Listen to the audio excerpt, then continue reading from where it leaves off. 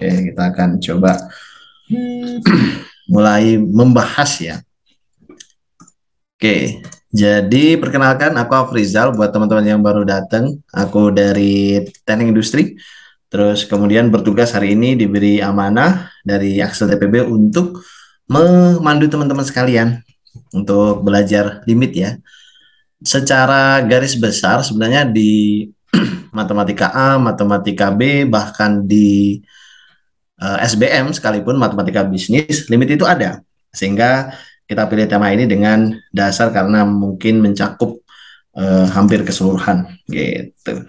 Ya, berarti nanti untuk teman-teman yang lain bisa kita tunggu kehadirannya sambil kita mulai dulu aja.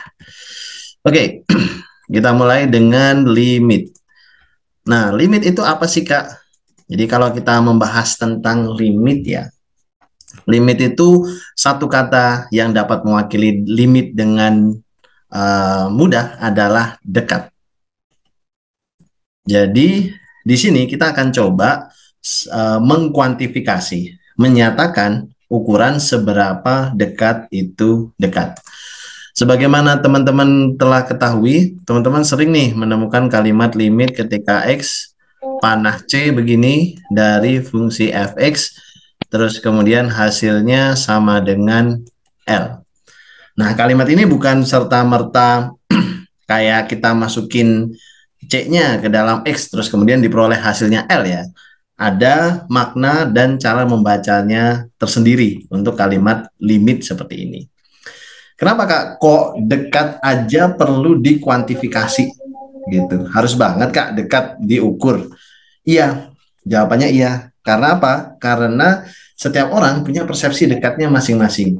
Ada yang bilang jarak antara rumahku dengan Indomaret misalkan dekat itu 10 meter. Dia punya toleransi kedekatan 10 meter.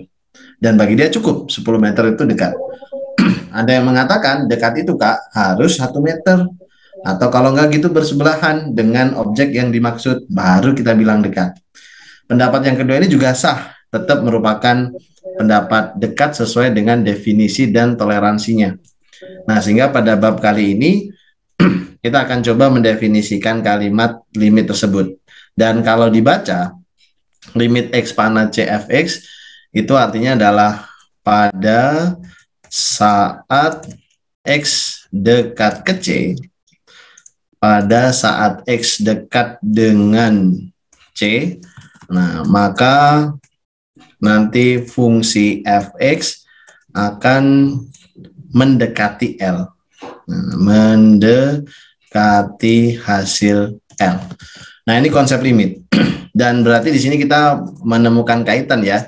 Pertanyaan yang akan mendasari pembahasan kita malam ini adalah kalau X cukup dekat dengan C, kita ingin sedekat apa, terus nanti akibatnya kalau tingkat kedekatan itu berhasil kita dapetin, kira-kira ada nggak ya kaitan sama kedekatan F dengan L.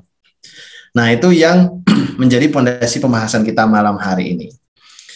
Oke, terus apa yang harus kita bahas pertama, Kak? Kita sesuaikan dengan subbabnya. Kita mau mendefinisikan dulu nih limit dari arti yang pertama, yaitu adalah arti intuitif.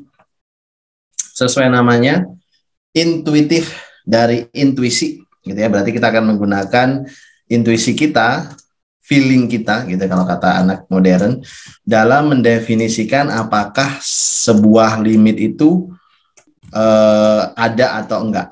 Nah, gitu secara intuisi. Let's say misalkan aku punya sebuah fungsi deh. Fungsi Y sama dengan fx seperti ini.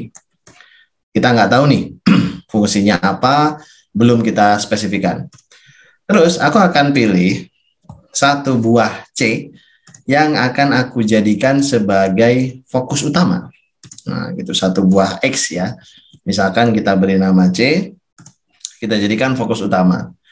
Karena aktivitas limit ini kan mendekati, harus ada tuh sesuatu yang mau didekati. Nah, misalkan nilai fungsi pada saat X mendekati C, itu kita deskripsikan sebagai L. Nah, misalkan demikian.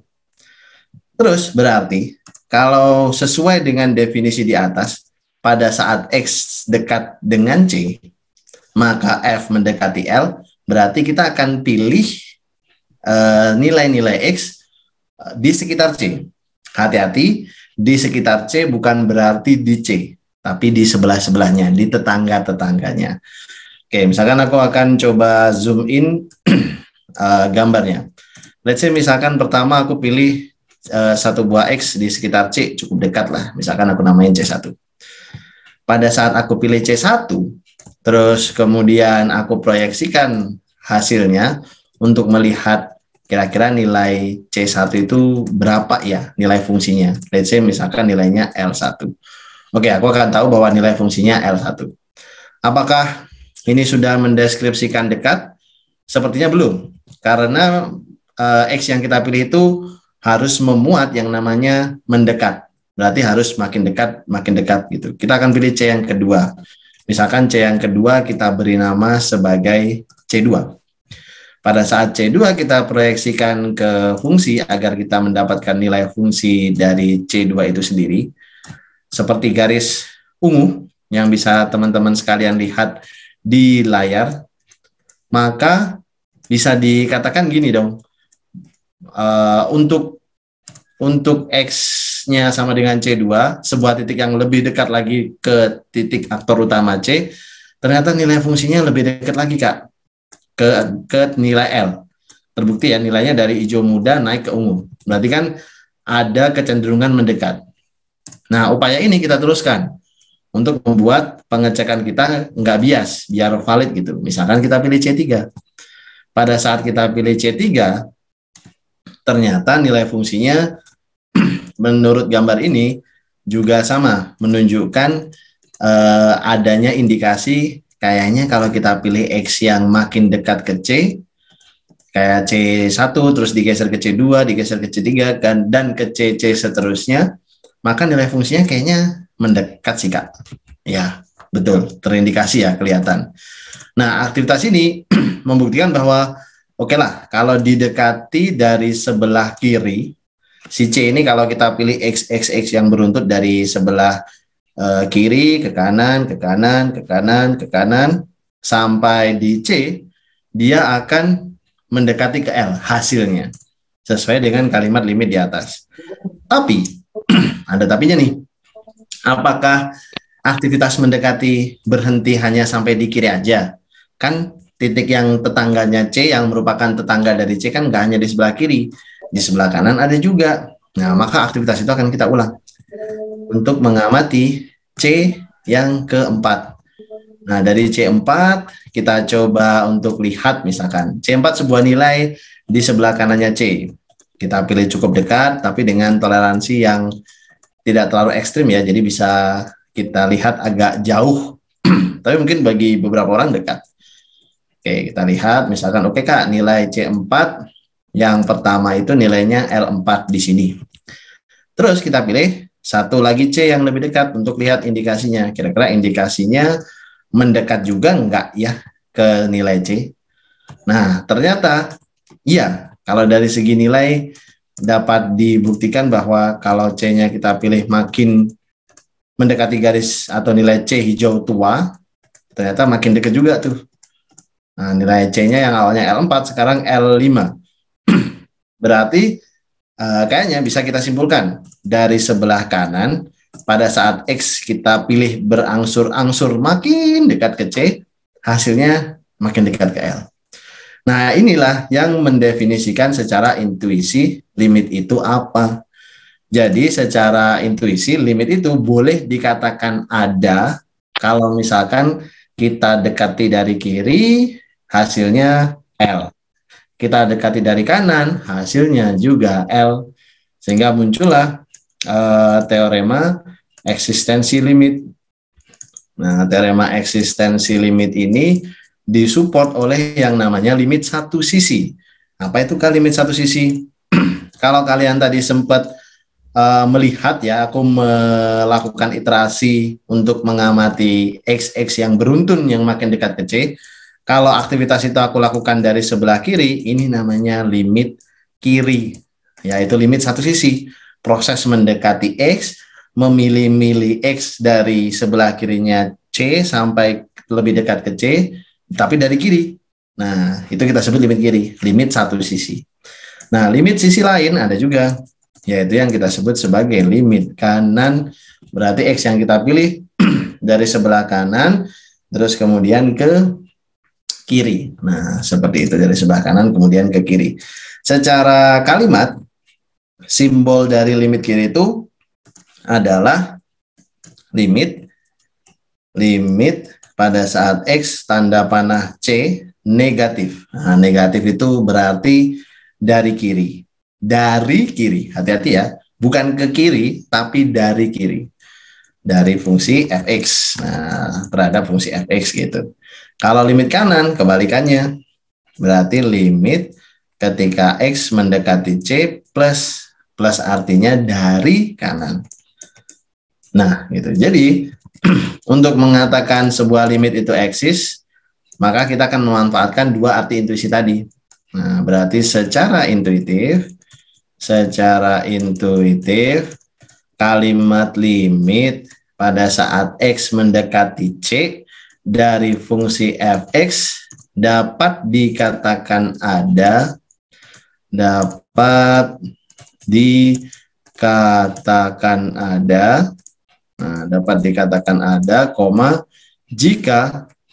jika apa Kak?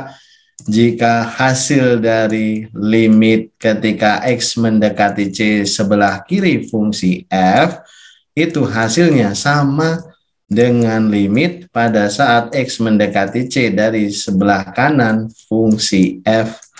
Kalau hasil kedua limit ini sama, maka boleh kita katakan, oh limitnya ada. Dan hasil limit itu ya sama dengan hasil kedua bentuk ini. Nah, itu ringkas kata dari arti intuisi limit. Jadi secara intuitif gimana mendeskripsikan limit bisa seperti itu. Dah, selesai. Terus kemudian pertanyaan berikutnya mungkin muncul di benak teman-teman sekalian. Kak, gimana ya kalau seandainya emang ada fungsi yang limit kirinya sama limit kanannya berbeda, sehingga nanti dijawab limitnya nggak ada gitu. Emang ada bentuk fungsi yang seperti itu? Jawabannya ada.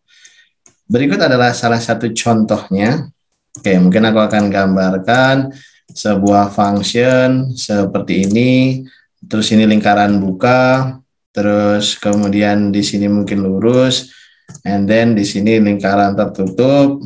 Terus kemudian di sini lingkaran tertutup. Di sini lingkaran terbuka. Nah, gini. Terus kemudian ini ke sini. Nah, let's say begini deh. Oke. Ada nih sebuah fungsi Y sama dengan fx seperti ini. Ini fungsi apa nih Kak? Kok putus-putus gini ya? Ini adalah fungsi yang tidak nyambung ya. Dan di dunia perkuliahan, semua bentuk yang mungkin teman-teman belum pernah temui selama SMA, sangat mungkin akan teman-teman lihat kali ini.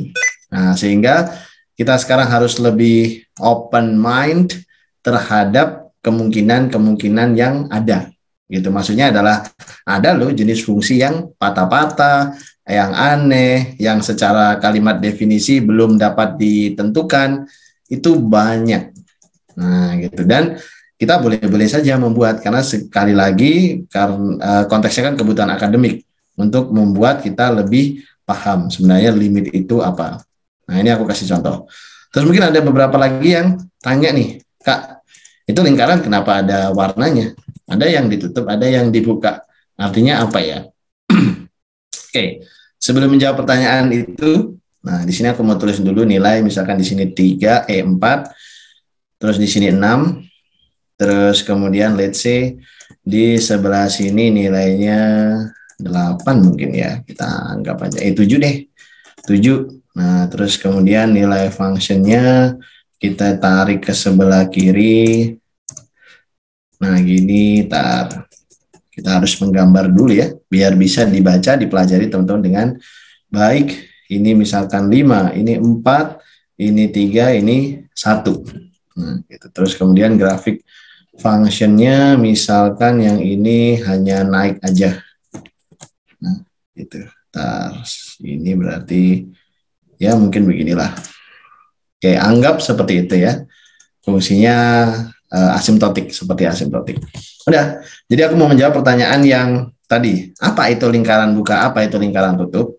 Jadi ceritanya gini, eh, nilai fungsi itu bisa lompat. Jadi maksudnya, misalkan di 4. Kalau kita menggambar fungsi, tapi nilai di 4 tidak berada di garis yang kita gambar, kita kan agak kesulitan ya untuk mencabut satu nilai bilangan real di antara sekian banyak bilangan real.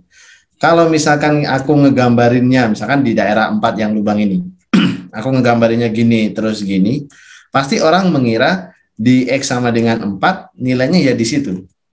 Nah, sehingga butuh penegasan bahwa di X sama dengan 4, di titik yang lingkarannya berlubang, nilai fungsinya bukan di situ, bukan di tempat yang lingkarannya berwarna putih, melainkan pada titik di mana lingkarannya berwarna gelap.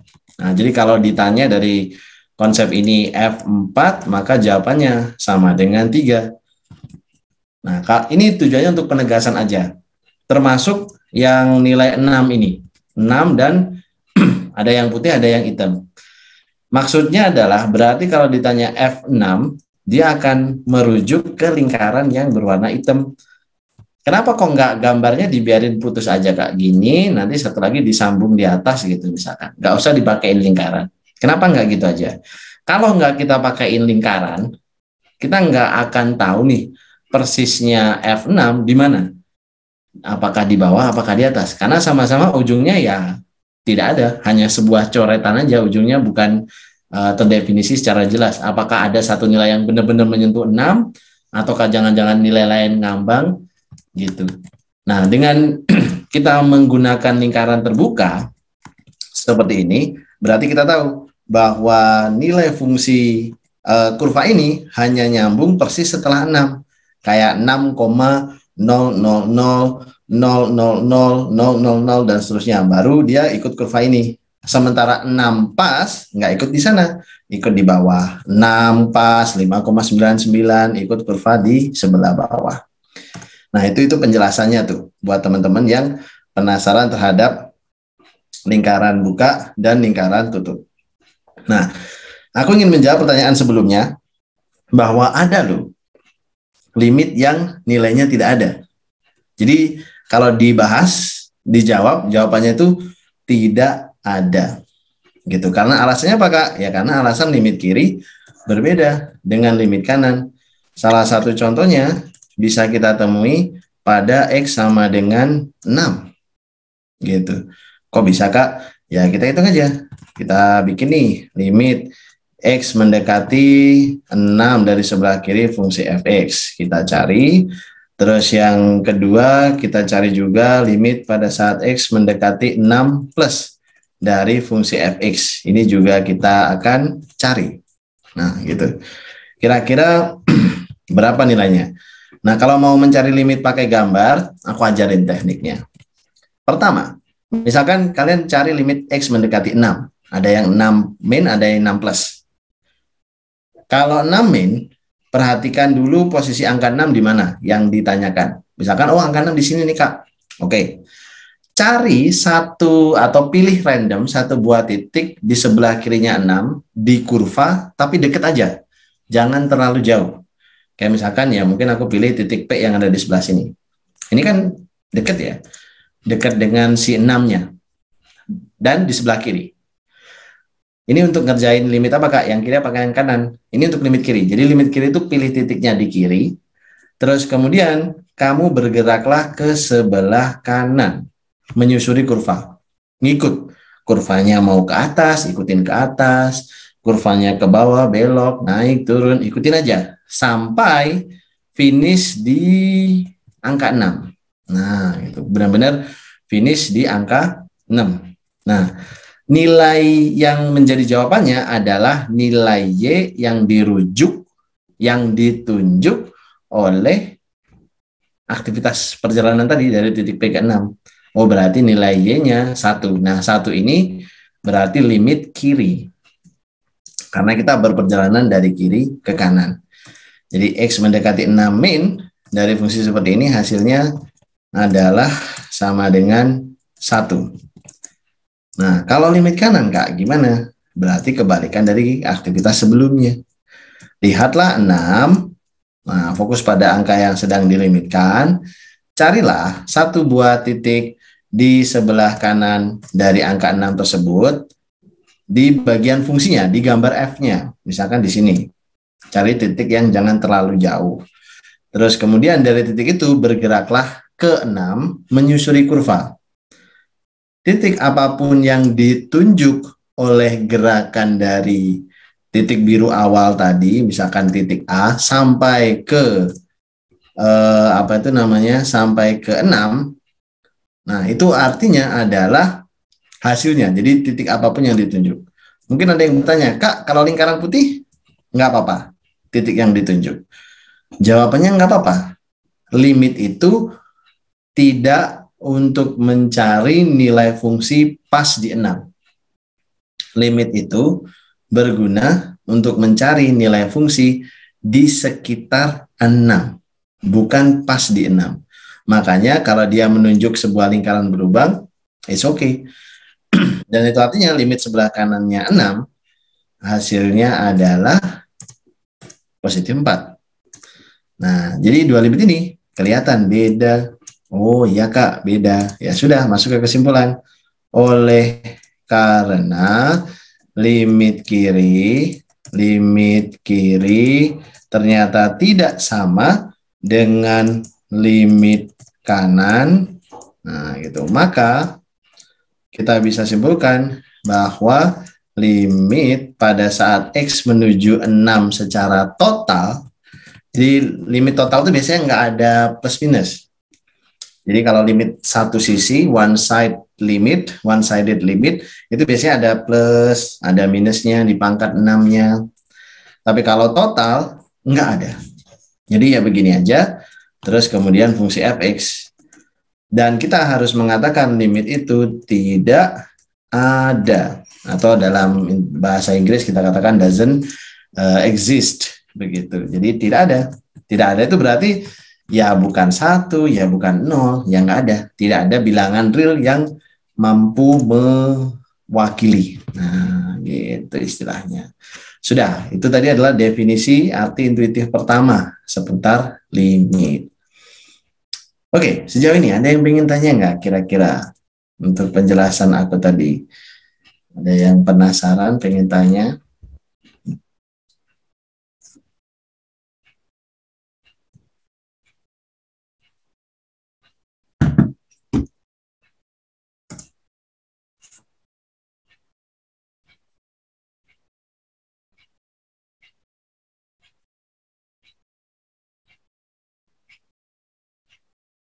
Tidak ada? Mantap. Berarti sudah pada clear ya sepertinya. Oke. Boleh. Bagus. Mantap. Kita lanjut ya. Kalau sudah clear. Nah, berikutnya. Kita juga harus tahu bahwa limit itu hasilnya bisa saja tak hingga atau minus tak hingga. Seperti contoh misalkan dalam kasus ini ada yang bertanya nih, limit pada saat X mendekati 0 dari sebelah kanan dari fungsi fx sebagaimana bisa dilihat di gambar di atas. Nah, gitu. Gimana Kak cara mencari limit X mendekati 0 plus dari gambar seperti ini? Caranya mudah banget. 0 kita lihat dulu. Oh, 0 di sebelah sini Kak. 0. Oke. Terus kemudian kita lihat gambarnya. Habis itu kita pilihlah satu titik yang di kurva ya. Titiknya harus di kurva. Terus kemudian kita bergerak dari titik itu mendekati 0 menyusuri kurva. Jadi gerakan kamu harus ngikut kurva. Berhentilah saat kamu benar-benar berada di atas X yang sedang ditanyakan. Nah, karena gerakan kita ke atas, dan sepertinya garis ke atas ini endlessly, tidak ada ujungnya, kayaknya cuma naik, naik, naik. Oke lah, kita katakan dia makin dekat ke 0. Tapi semakin kita dekati 0, semakin sejajar gradien dari garis ini dengan sumbu Y. Maksudnya cuma merapat, gini, gini, gini, tapi nggak akan nempel. Sehingga kita nggak akan pernah finish di titik 0. Tidak akan pernah benar-benar finish di titik 0. Nah, garis ini nanti berikutnya kita akan kenali sebagai asimtot ya. Ada garis yang hanya diikuti fungsi, tapi nggak pernah dipotong, nggak pernah disentuh. Nah, kalau kasusnya seperti itu, sebab ujungnya sangat tinggi, maka kita katakan limitnya adalah menuju ke tak hingga. Dan di dalam limit tak hingga itu bukan berarti tidak ada ya. Dan dia ya memang hasilnya adalah tak hingga. Nah, gitu kita menyebutkannya, oke Kak, tak hingga. Sudah selesai. Seperti itu. Itu kurang lebih tambahannya. Nah, sekarang kalau nggak ada yang bertanya, nanti kalau ada kepikiran bertanya silahkan disampaikan ya. Kita lanjut ke 1.2. Nah, tadi yang aku jelaskan adalah arti intuitif. Bagaimana sebenarnya arti definitif dari sebuah limit itu? Kira-kira yang kayak gimana sih definisinya? Nah, kita akan coba menggunakan kali ini sebuah fungsi yang spesifik mungkin ya, aku harus bilang, karena ini akan lebih mudah bagi kita untuk memahami. Misalkan aku punya Y sama dengan X ditambah dengan 2. Jadi di sebelah sini nilainya adalah 2. Terus aktor utama dari dari X yang kita mau amati, let's say misalkan nilainya adalah 3 misalkan. Nah, 3 deh. Kalau misalkan nilainya 3, berarti nilai Y dari X3 tersebut adalah 5 ya. 3 ditambah 2 hasilnya 5. Nah, kita akan jadikan 3 ini aktor utama. Jadi kita akan coba cek dengan menggunakan tabel nilai konkret. Dan terus kemudian kita cek apakah kita akan memilih X dengan Y yang makin dekat ke 3 dari sebelah kiri dan dari sebelah kanan. Lalu kemudian menyimpulkan apakah hasilnya memang akan mendekat ke 5. Dan goals kita kali ini adalah kita berusaha untuk memberikan orang lain jaminan pada saat mereka memilih X yang mereka inginkan, maka mereka akan mendapatkan konsekuensi sebagaimana X yang terpilih tadi. Itu goals-nya. Maksudnya kalau memang kurang paham nanti aku coba untuk jelaskan. Oke, aku pilih satu buah nilai di sebelah kirinya 3. Misalkan yang jaraknya 0,1 kali ya. Nah, misalkan aku pilih 2,9. Kalau X-nya aku pilih 2,9, jaraknya dengan 3 kan 0,1 jaraknya. Berarti nilai fungsinya, nilai Y-nya adalah 4,9. Oke, mungkin datang pendapat kedua. Nah, aku mau coba, ada orang lain mau coba pilih, kayaknya jangan 2 deh, kurang deket. 2,99. Maka mereka akan mendapatkan Y-nya 4,99. Kalau mereka pilih X-nya 2,999, maka mereka akan mendapatkan Y-nya 4,999 dan seterusnya. Bisa kita lihat ya bahwa upaya mereka menghasilkan kesimpulan yang searah dengan yang aku sampaikan tadi. Pada saat X mendekati 3, makin dekat kita pilih, F-nya makin dekat ke 5. Sebagaimana target yaitu 5 tadi. Nah, sekarang kalau kita ganti pilih dari nilai-nilai di sebelah kanan 3, misalkan pertama 3,1 deh. Nilai fungsinya 5,1. Kalau X yang kita pilih lebih dekat lagi, 3,01. Nilai fungsinya ya 5,01. Jauh lebih dekat. Kalau kita pilih X-nya 3,001 begini, ternyata nilai fungsinya sama 5,001. Dan dari sebelah kanan juga menampilkan hasil yang bagus. Dalam artian kesimpulan kita didukung oleh fakta bahwa saat X kita pilih mendekati 3, even dari sebelah kanan, hasilnya pun nanti akan mendekati ke 5, sebagaimana dari sebelah kiri. Ini menunjukkan bahwa iya, memang limit tersebut ada dan hasilnya adalah sama dengan 5. Nah, berhubung kita sekarang bertujuan untuk mencarikan sebuah jaminan bagi orang, maka kita harus batasi antara X yang dipilih dengan C, jarak terbesarnya berapa. Sedemikian sehingga nanti itu akan berdampak pada jaminan jarak F sama L. Gitu. Jadi misalkan kalau kita mau pilih X-nya di dekat sini, di dekat pada interval 2 garis kuning ini, terus kemudian dari kedua garis kuning ini kita tarik sumbu-sumbu vertikalnya, terus kemudian kita bikin seperti ini.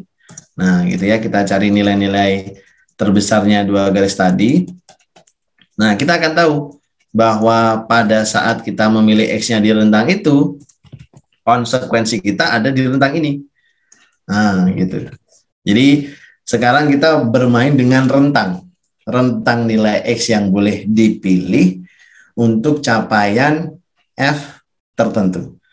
Kenapa kok harus dibikin rentang? Mengapa kita batasi? Jadi, ini kaitannya dengan aplikasi dari limit itu sendiri gitu ya. Mungkin dalam beberapa sektor, seperti misalkan industri, begitu. Nah, pada saat kita menentukan misalkan specific quantity of production, misalkan pada sebuah perusahaan atau pabrik, nah, kita mungkin suatu saat akan butuh rentang nilai mungkin produksinya dari sekian sampai sekian. Nah, rentang itu memang sengaja kita ciptakan untuk apa? Mengontrol tingkat produksi kita. Nah, misalkan pasar hanya mampu menampung sekian. Nah, sehingga produksi kita harus kita kontrol sehingga raw material yang mungkin kita siapkan atau yang mungkin kita akan proses harus berada di rentang ini saja. Gitu. Jadi hampir sama kayak konteks limit. Berarti X yang dapat kita pilih hanya boleh di rentang ini agar Y-nya segini. Nah, karena kita berbicara masalah rentang, ya seperti yang aku sampaikan tadi, berarti kita perlu tahu nih, kira-kira berapa nilai dari rentang terjauh dari 3 sebagai aktor utama sampai ke sisi-sisi terluarnya. Nah, kita juga akan mengenali sebuah notasi yang bernama delta. Nah, delta, simbolnya seperti ini. Delta, simbolnya seperti ini. Dia menyatakan apa, Kak? Dia menyatakan sebuah bilangan positif yang kecil yang akan mewakili kita terhadap rentang di sumbu X. Jadi nanti kita akan bilang nih ke orang bahwa kalau kamu pilih deltanya kurang dari sekian, maka kamu akan mendapatkan hasil F-nya meleset sekian. Nah, delta itu adalah nilai terbesar, jarak terjauh yang sengaja kita atur. Untuk apa? Untuk membuat galat pada fungsi F itu sebesar-besarnya adalah sebesar epsilon. Sebesar-besarnya adalah sebesar epsilon. Jadi kayak misalkan, Kak, toleransi pembuatan ukuran dari sebuah produk 5 mili. Berarti kira-kira pengaturan mesin harus diposisikan di berapa mili ya, biar galat ukur maksimal dari benda tadi misalkan 5 mili. Oh, harus maksimal 1 mili biar dia error totalnya nggak sampai 5 mili. Nah, itu aktivitas-aktivitas yang dilakukan di sini. Mencari jaminan bagi delta agar tetap berada pada epsilon yang diinginkan. Nah, sama kayak tadi, epsilon, notasi baru di tingkat perkuliahan yang simbolnya begini, notasi untuk sebuah bilangan positif yang kecil. Nah, ini adalah notasi untuk bilangan positif yang kecil. Nah, gitu. Jadi kecil itu mungkin kita akan katakan bahwa delta itu maksimal 1 ya.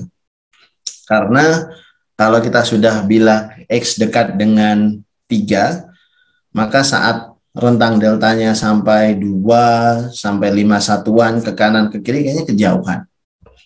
Untuk kasus limit ya, mungkin kalau kasus lain ya beda lagi.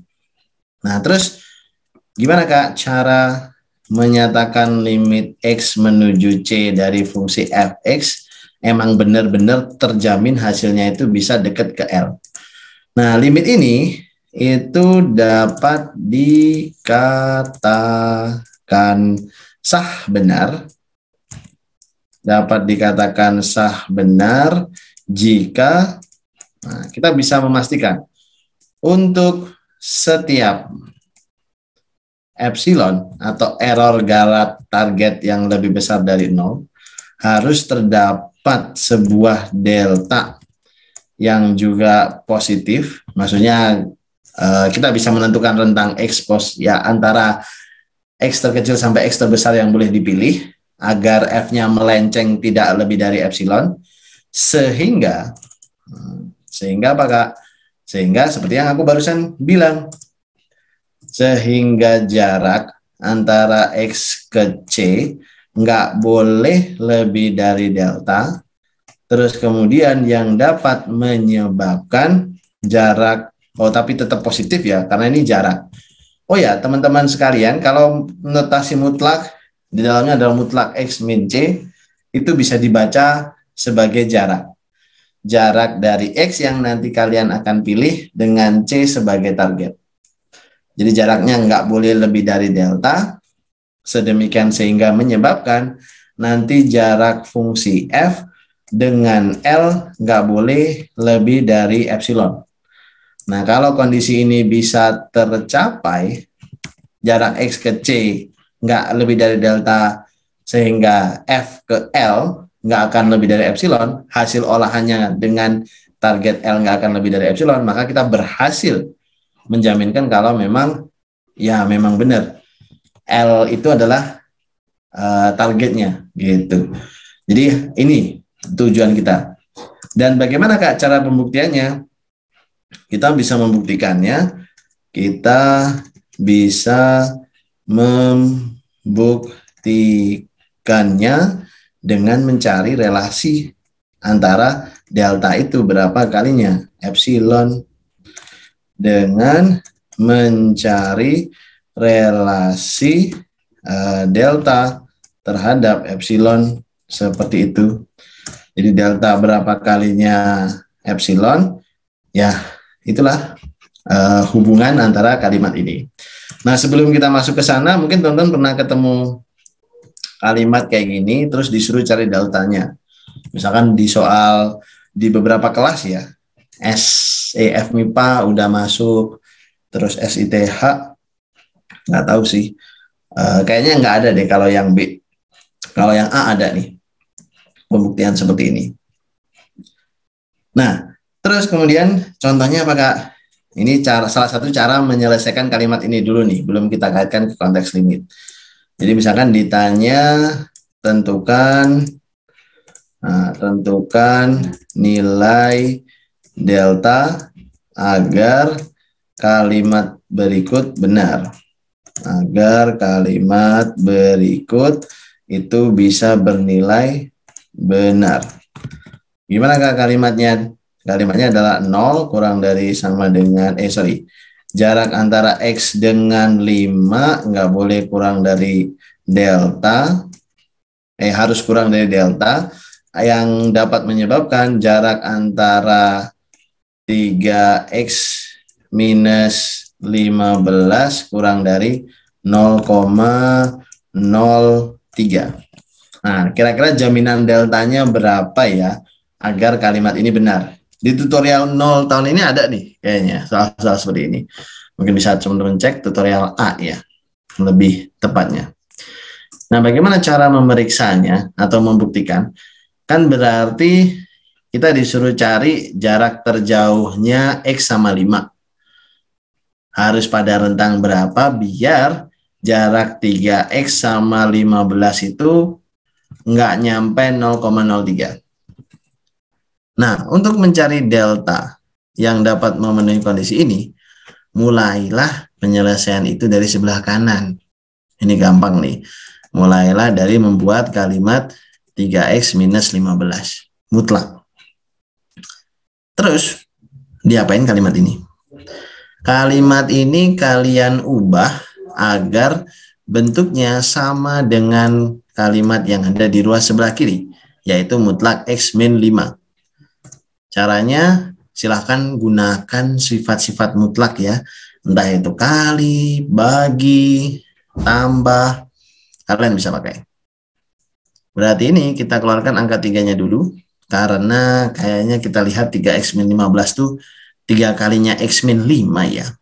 Jadi 3-nya kita keluarin. Lalu, di sini kita tuliskan X minus 5.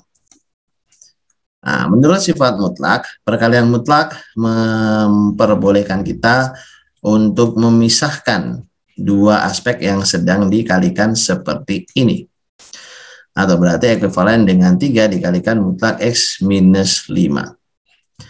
Terus kemudian tulis ulang kalimat yang sudah kita temui, 3 dikalikan mutlak X minus 5, dan kalimat ini kita buat agar sebesar-besarnya 0,03. Gitu. Sehingga kalimat ini juga akan ekuivalen dengan mutlak X min 5 akan kurang dari 0,03 dibagi 3. Atau berarti kurang dari 0,01. Nah, saat kalian sudah finish pada bentuk yang sama seperti yang ada di kotak biru tersebut, maka itu indikasi bahwa jawaban yang kalian dapatkan udah benar dan delta yang kalian cari ada di sini. Oh, berarti kalimat di atas akan terbukti benar kalau seandainya jarak antara X dengan 5 paling besar nggak boleh lebih dari 0,01. Supaya jarak antara 3X dengan 15 nggak nyampe 0,03. Nah, seperti itu. Coba kita cek. Benar nggak, Kak? Misalkan kita pilih X-nya adalah 4,998.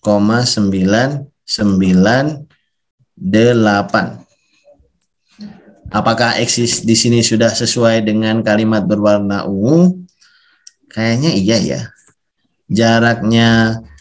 Jarak dari X tersebut dengan 5 itu kayaknya 0,002, 2/1000.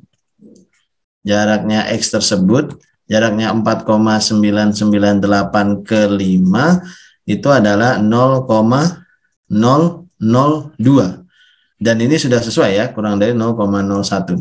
2/1000 kan lebih kecil dari 1/100. Oke. Nah, terus dari modal ini ya, dari modal tersebut kita proses ke 3X. 3X-nya berapa ya? 3X berarti 3 dikali 4,998.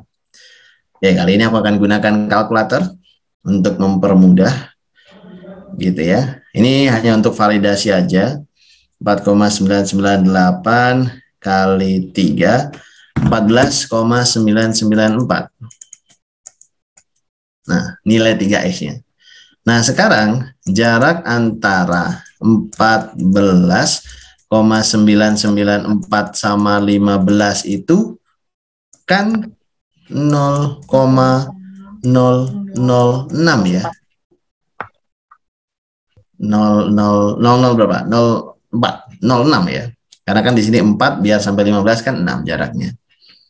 Nah, karena ini jaraknya 0,006 yang mana lebih kecil dari 0,03, maka bukti kita benar gitu. Oh, ya sudah.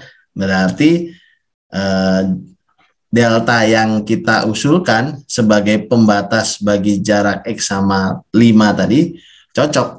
Karena secara bukti, oh ya benar tuh Kak, emang segitu. Nah mungkin ada juga yang berpendapat gini, Kak, gimana kalau misalkan delta aku bikin 0,005.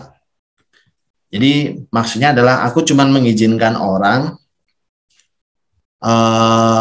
memilih X yang jaraknya dengan 5 paling jauh nggak boleh lebih dari 0,005. Kan itu malah lebih aman Kak terhadap 3X. Maksudnya pasti lebih aman 3X minus 15 itu mesti kurang lebih kecil lagi Kak jaraknya.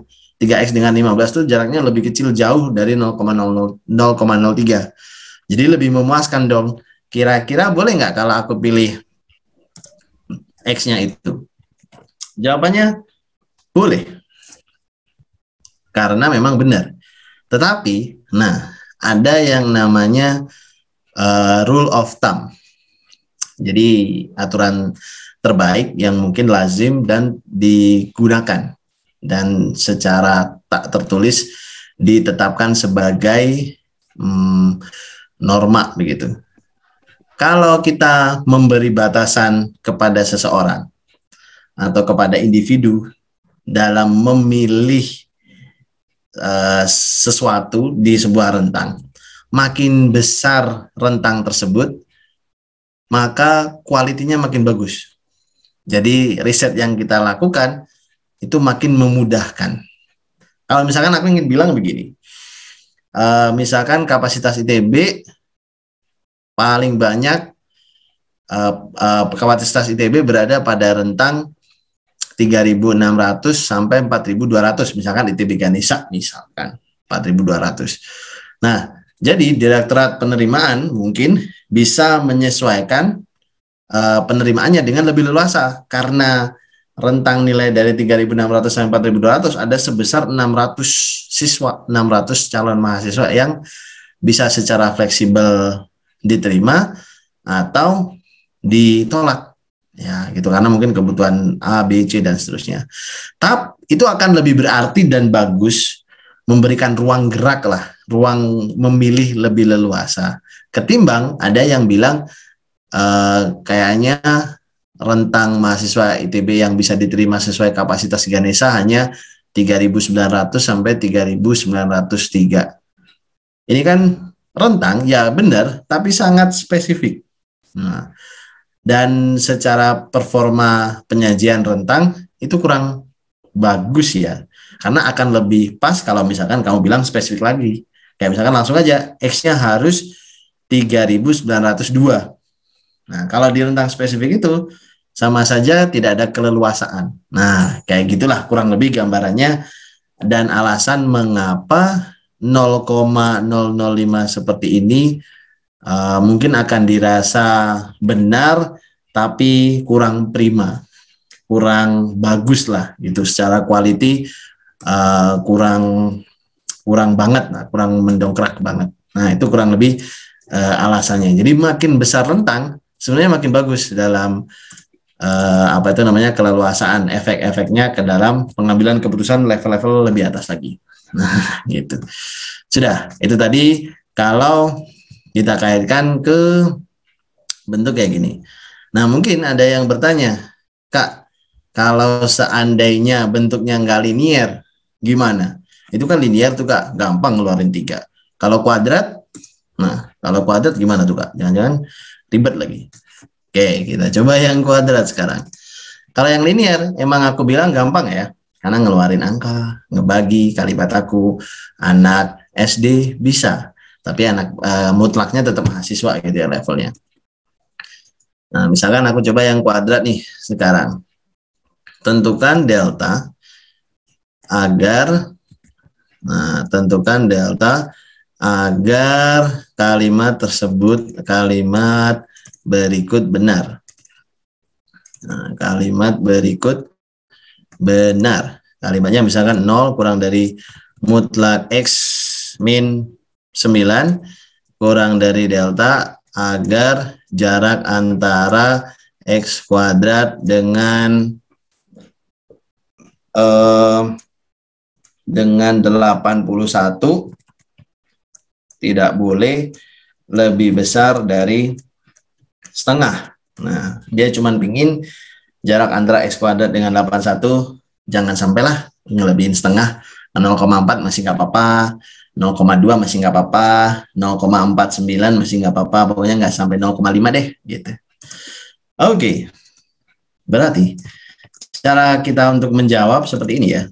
Pertama-tama kita tuliskan mutlak X kuadrat minus 81 terlebih dahulu. Terus kemudian ini kan kita faktorkan menjadi X ditambah 9 dikali X minus 9. Atau bisa juga kita tuliskan sebagai mutlak X ditambah 9 dikali mutlak X minus 9.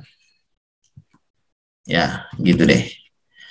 Terus kemudian, nah, kan kita ingin mencari jaminan ya untuk kalimat ini. Kira-kira kalimat ini akan terbesar, akan seperti atau akan berapa gitu ceritanya. Nah, kalau misalkan bentuknya seperti ini dan dikatakan X cukup dekat dengan 9, X-nya kan ya X-nya kan dekat sama 9 ya.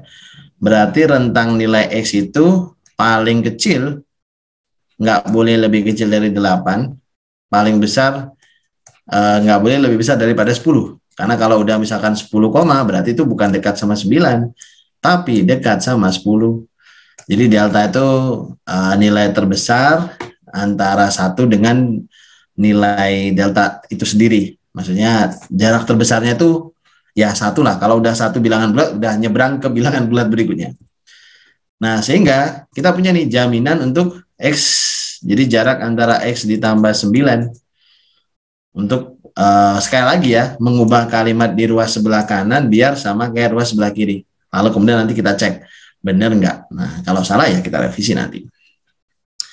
Terus kemudian, seandainya X itu 8, berarti kan nilai terkecilnya mutlak X plus 9 nggak akan mungkin di bawah 17 ya. Nggak akan mungkin di bawah 17. X plus 9-nya. Terus kemudian paling besarnya X plus 9 itu 10. Segede-gedenya. Kok 10 ya? 9 tambah 10 tambah 9 19. Nah, segede-gedenya 19. Dan nggak akan mungkin lah, karena kan sudah kesepakatan ya. Nah, dengan demikian berarti kita akan pilih batas atas untuk mengatakan X plus 9 itu segede-gedenya nggak akan mungkin sampai 19. Segede-gedenya, udah mentok paling gede. Gitu. Nah, terus karena dia nggak akan lebih besar dari 19, berarti mutlak X ditambah 9 dikali mutlak X minus 9 akan selalu lebih kecil dari 19 dikali mutlak X min 9. Ya, pertimbangannya gara-gara satu nilai di depan ini udah nggak akan mungkin ngelebihin 19. Fix di bawah 19. Nah, jadi kita yakin begini. Nah, terus kalimat hijau tua yang kedua ini kita akan batasin lagi agar lebih aman, nilainya itu nggak akan bisa lebih besar dari 0,5. Kenapa kok diginiin, Kak? Kok 0,5-nya malah ditaruh di situ? Dengan kita meletakkan 0,5 di sini, maka kita sekaligus menjamin keberadaan kalimat ini. Kan logikanya ya, kalimat ini aja lebih kecil dari dia, dan dia lebih kecil dari dia. Nah, maka ya kalimat depan pasti lebih kecil dong dari 0,5. Jadi kita letakkan 0,5 sebagai jaminan tertinggi dari 19 kali mutlak X min 9. Sehingga itu juga menjadi jaminan untuk level bawahnya. Sekali lagi ya, jaminan to jaminan. Nah, itu aktivitas yang ada di bab kali ini. Terus kemudian, Maka bisa kita katakan 19 mutlak X min 9 itu akan kurang dari 0,5 kan tadi. Yang menyebabkan apa itu namanya, mutlak X minus 9 sendiri akan kurang dari 0,5 dibagi 19. 0,5 dibagi 19. Oke, kita akan pakai kalkulator karena kita bermain dengan desimal yang cukup detil.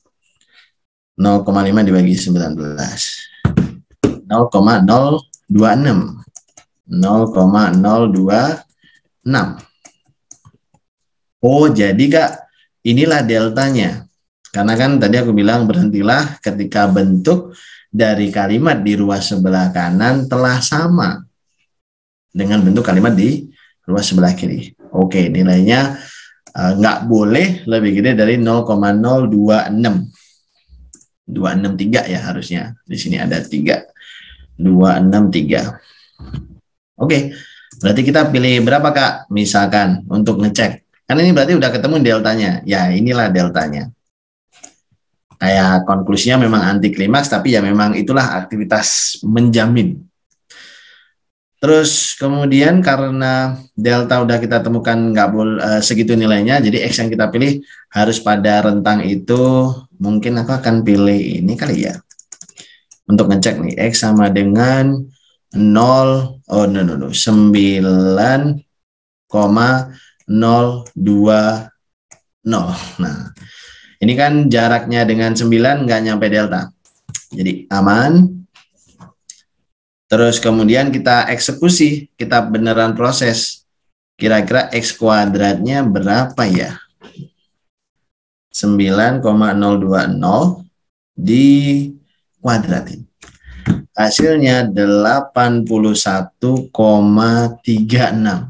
Nah, menarik sekali. Dan sudah terlihat ya bahwa jarak antara 81,36 dengan 81 lebih kecil dari 0,5. Jaraknya kan ini cuma 0,36. Nah, dan dia lebih kecil dari 0,5. Sehingga pemilihan delta kita telah tepat dan sesuai. Selesai. Nah, itu tadi adalah contoh bagaimana limit digunakan.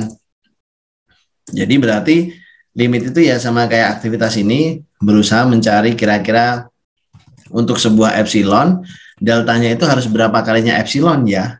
Apakah 1/19 kalinya? Ataukah 1/2000 kalinya? Ataukah cuma 1/2 dari epsilon, setengah kalinya aja? Atau justru deltanya harus 4 kalinya untuk epsilon yang kecil? Dan sebagainya. Nah, gitu. Itu tadi pondasi. Nah, sekarang kalau contoh di limit, ya nggak jauh beda. Misalkan ada pertanyaan, tunjukkan bahwa limit pada saat X mendekati 1 dari akar X min 2, akar X min 1 hasilnya sama dengan 0. Nah, misalkan seperti ini. Kalau dulu waktu SMA, ya iya Kak. Ini mah jawabannya mau benar. Tinggal kita masukin aja Kak. Kenapa repot-repot? Ya memang iya sih. Memang 0. Dulu SMA kan kita mengenalnya begitu. Sekarang kita mengenal asal-usulnya. Kenapa kok dia berani jamin 0? Oke. Terus cara menjawabnya gimana Kak? Ini dia. Jadi untuk mengatakan, harus pakai narasi ya. Untuk mengatakan bahwa nilai limit pada saat X mendekati 1 dari akar X min 1 sama dengan 0, maka kita harus menjamin. Nah, kita akan menjamin bahwa untuk semua jarak error epsilon yang lebih besar dari 0, maksudnya gapnya tadi kan, ini tadi kita pakai contoh-contoh angka kan, 0,5, sebelumnya 0,03. Nah, sekarang kita bikin general. Epsilon aja. Pokoknya epsilon lebih dari 0. Mau positif, 0,5 boleh, 0,1 boleh, 0,000032 boleh, 0,7 boleh, 0,00097 boleh. Pokoknya semuanya. Untuk semua jaminan, untuk semua epsilon yang positif dan kecil sesuka hati kita, pasti akan terdapat sebuah delta yang juga positif sebagai konsekuensi, sehingga titik 2, jarak antara X dengan si 1, kan yang dipermasalahin 1 nih. Jarak X dengan 1 akan segede-gedenya delta dan tetap positif karena tidak ada jarak di dunia ini yang negatif.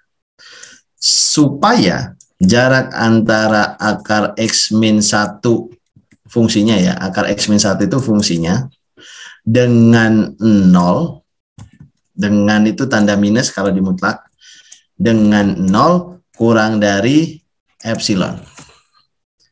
Nah, nanti menunjukkan bahwa delta itu kelipatan berapa kalinya epsilon, itu sudah menjadi bukti kuat bahwa limit berikut ada. Dan benar, ya emang benar mendekati ke 0. Mau cari berapa aja jaminannya mesti dekat dengan 0 dengan jaminan itu. Setiap orang bebas bikin jaminan epsilon. Gitu. Itulah seninya mencari limit. Untuk menjawabnya, kita akan mulai dari tinjau. Nah, ujian di ITB, aku sarankan untuk teman-teman semua yang masih stay nih, yang masih kuat strong untuk mendengarkan matematika, sertakan alasan-alasan ya, tahapan-tahapan yang terstruktur, tahapan-tahapan yang jelas dalam membedah, mengurai masalah yang ada di tiap soal. Itu akan membuat dosen peneliti yang akan pemeriksa jawabanmu itu mengerti cara berpikir kamu. Karena ujian itu perihal memberikan pengertian.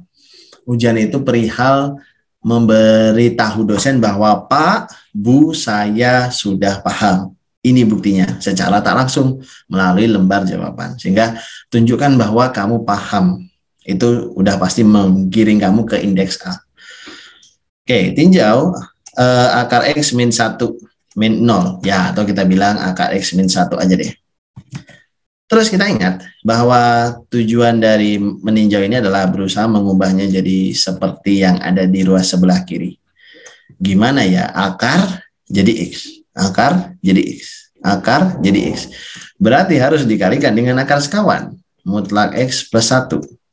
Terus kemudian ini dibagi juga dengan mutlak akar X plus 1 gitu ya.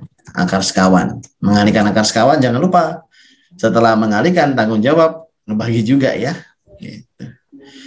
Berarti ini sama dengan akar kali akar, berarti X doang. Minus 1 kali 1, 1.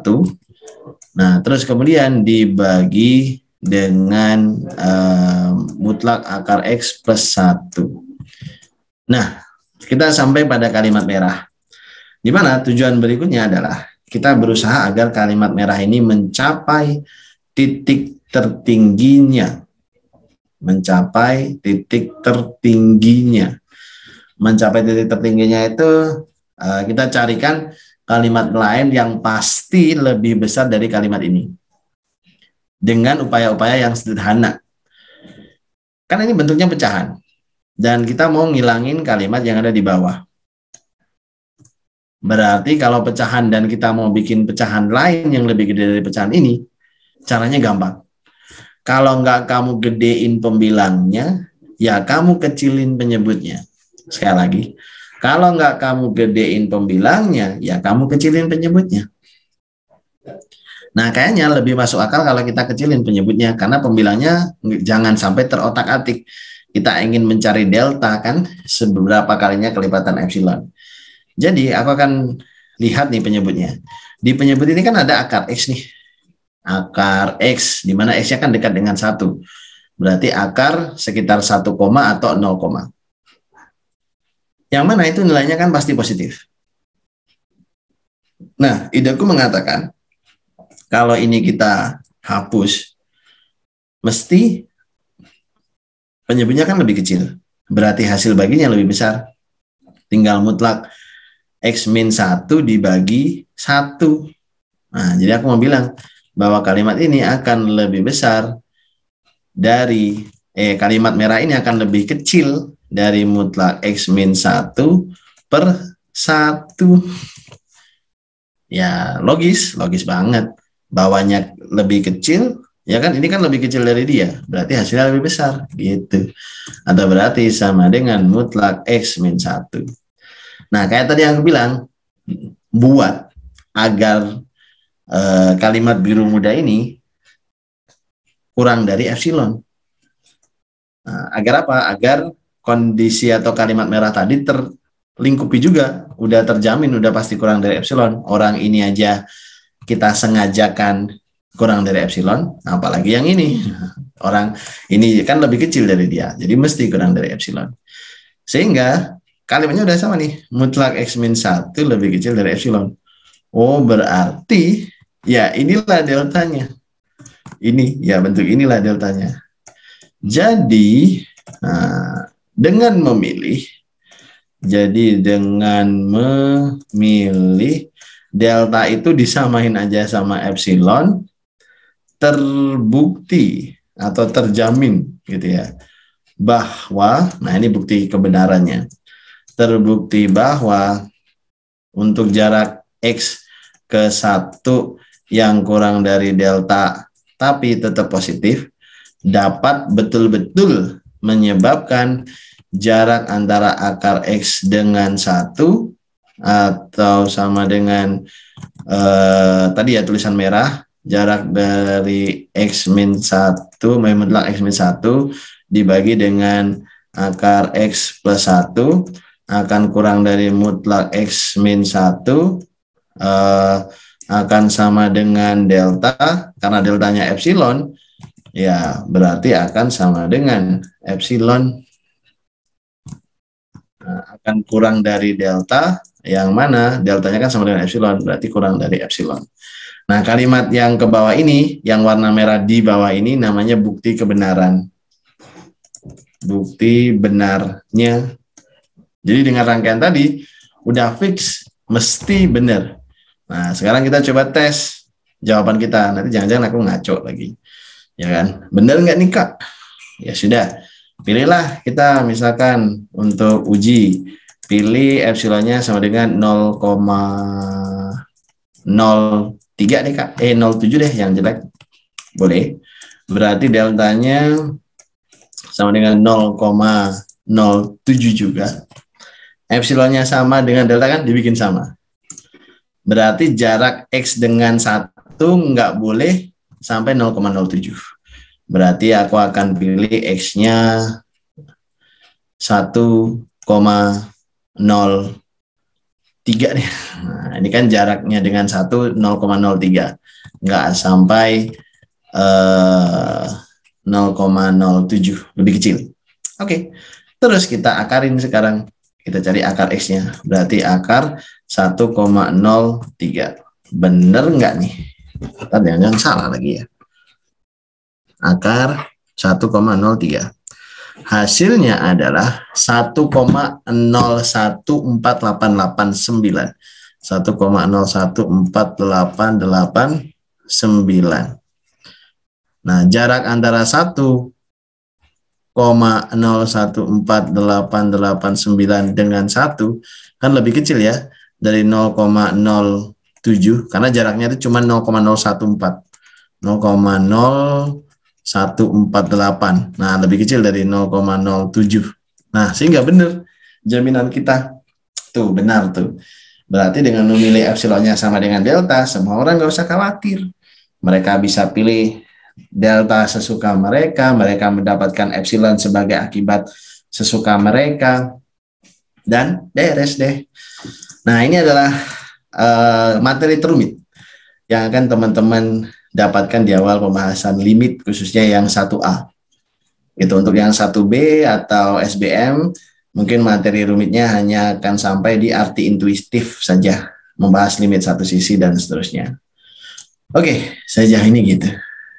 Pada masih sadarkah 43 teman-teman TPB? Ada pertanyaan dulu? Boleh, silahkan ditanyain dulu.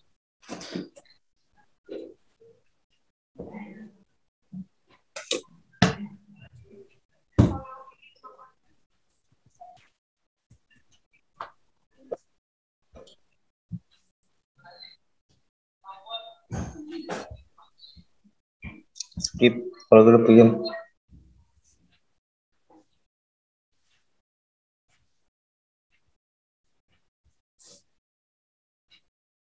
Oke, nggak ada. Nah, kayaknya aman ya. Wih, mantap. Oke. Oke. Sudah. Seperti itu. Itu tadi materinya ya. Cukup melelahkan. Oke, kita lanjut ke materi yang mungkin lebih ringan. Subbab berikutnya. Setelah kita memahami bahwa, oke Kak, berarti setiap kalimat limit bisa diupayakan buktinya. Bisa diupayakan apa ya, bahwa pasti ada lah jaminan kalau misalkan limit itu seperti itu. Nah, sehingga sekarang 1.3 kita akan ngebahas tentang teorema limit. Teorema limit. Setelah memahami kondisi tadi, alhasil kita tahu kalau misalkan limit itu tanpa perlu dibuktikan udah benar. Limit itu tanpa perlu dicari epsilon delta sudah dapat dipertanggungjawabkan benar. Nah, kayak gitu. Dan di sejak subbab 1.3 ini ke belakang, teman-teman dipersilahkan untuk tidak menggunakan bukti epsilon delta lagi. Mungkin akan ketemu soal seperti itu hanya di kuis, tutorial, atau KBF 1 mungkin ya. Oke, jadi di teorema limit ini membahas beberapa kalimat yang sudah tersetting ekuivalen gitu ya. Sudah teruji juga kebenarannya. Jadi mulai dari yang pertama, limit X mendekati C dari X, hasilnya itu sudah dapat dipastikan C. Ini didukung dengan bukti epsilon delta juga. Nah, epsilonnya sama kayak delta. Jadi nanti kedekatan X ke C, rentang berapa, jaminannya mesti serentang itu juga. Gitu. Itu yang pertama ya. Terus kemudian yang kedua, kalimat yang ekuivalen. Limit ketika X mendekati C dari fungsi fx. Nah, menurut teori ini, ternyata semua limit akan langsung kita substitusikan ternyata. Nah, ini adalah cikal bakal aturan substitusi pertama ya untuk limit. Setelah mereka membuktikan kebenarannya, gitu.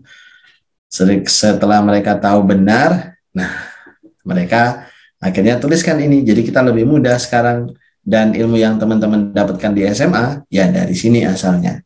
Tapi disertai dengan bekal pembuktian tadi. Terus berikutnya, limit pada waktu X menuju C dari fungsi fx plus atau minus fungsi gx. Ternyata limit itu bisa loh diproses, dihitung per masing-masing. Jadi kalau ada dua fungsi dijumlahin, terus kemudian dilimitin, maka bisa tuh kalian limitin masing-masing, terus kalian jumlahkan. Gitu. Sudah, itu nomor 3 tuh. Pengurangan juga sama. Bahkan perkalian dengan konstan pun bisa. Jadi kalau K dikalikan dengan Fx seperti ini, maka limit tersebut akan berubah. Limit X mendekati C, dari K-nya bisa di luar ya. Nah, K dulu K, limit X mendekati C dari fungsi Fx. Nah, seperti itu. Sudah, beres. Terus kemudian nomor 5 nih. Bahkan kalau kita menemukan fungsi yang sedang dikalikan, terus kita mencari limitnya, ternyata sama aja. Juga dicari limitnya bisa masuk masing-masing. Jadi limit X menuju C, Fx kita cari dulu, beres. Terus kemudian nanti limit lagi ketika X menuju C dari fungsi GX. Nah, gitu. Itu berkalian. Terus kemudian kalau pembagian nih nomor 6. Kalau ada limit X menuju C dari fungsi fx dibagi dengan gx. Maka ini akan sama dengan limit pada saat X menuju C fungsi f, terus kemudian kita bagi dengan limit pada saat X menuju C dari fungsi G. Nah, jadi asalkan limit G nggak 0 ya. Nah, itu boleh. Terus kemudian nomor 7, limit ketika X menuju C dari fungsi X dipangkatin M. Nah, ini boleh juga kita hitung. Limitnya dulu Kak diberesin. Limit X mendekati C dari fungsi fx. Terus nanti kalian semua pangkatin dengan M. Nah, gitu.